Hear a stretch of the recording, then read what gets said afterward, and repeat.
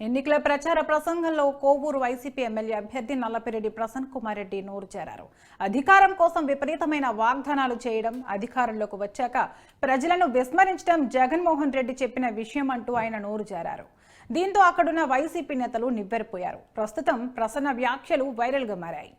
ముఖ్యమంత్రిగా ప్రమాణ స్వీకారం చేసిన వెంటనే జగన్మోహన్ రెడ్డి గారు మేనిఫెస్టోలో పాదయాత్రలో చెప్పిన విధంగా సంక్షేమ పథకాలకు శ్రీకి చుట్టిన విషయం మీ అందరికీ తెలుసు. రాష్ట్రంలో ఆర్థిక పరిస్థితులు బాగలేకపోయినా పేదలకు ఇచ్చినటువంటి మాట ప్రకారం ఒమ్ము చేయకుండా వాళ్ళు పెట్టుకున్న నమ్మకాన్ని ముందుకు నడిపించి సంక్షేమ పథకాలు ఇవ్వాలని జగన్మోహన్ రెడ్డి గారు తీసుకొని రాష్ట్రంలో 3 లక్షల కోట్లకు పైగా సంక్షేమ పథకాలు ఇచ్చిన ముఖ్యమంత్రి శ్రీ వైఎస్ జగన్మోహన్ రెడ్డి గారు. ఈ విధంగా పేదలకు సంక్షేమ పథకాలు ఇచ్చిన వాళ్ళు లేరు. ఉమ్మడి రాష్ట్రంలో గాని ఈ కొత్త రాష్ట్రంలో ఒక ముఖ్యమంత్రిగా వెలగబెట్టిన చంద్రబాబు గాని ఎవరు కూడా చేసింది.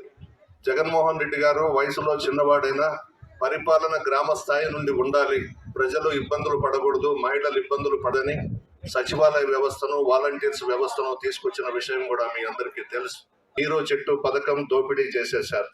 చంద్రబాబు మాటలు ప్రజలు నమ్మే పరిస్థితుల్లో లేరు. అధికారం కోసం మోసపూరితమైనటువంటి వాగ్దానాలు చేయడం, అధికారంలోకి వచ్చిన తర్వాత ప్రజలను పూర్తిగా విస్మరించడం జగన్మోహన్ రెడ్డి గారు చేసే విషయం. జగన్ భారతీయ జనతా పార్టీ, తెలుగుదేశం, బీజేపీ, కాంగ్రెస్, రాజశేఖర రెడ్డి గారి కుమార్తెను కూడా చంద్రబాబు బయటకు లాగి సూట్ కేసులు ఇచ్చి జగన్మోహన్ రెడ్డి గారికి వ్యతిరేకంగా కాంగ్రెస్ లోకి పంపించి ఈ రోజు కుట్రలు పన్నుతున్నారు. ఎంత మంది ఏకమైన సింహం సింగల్ గానే వస్తుంది.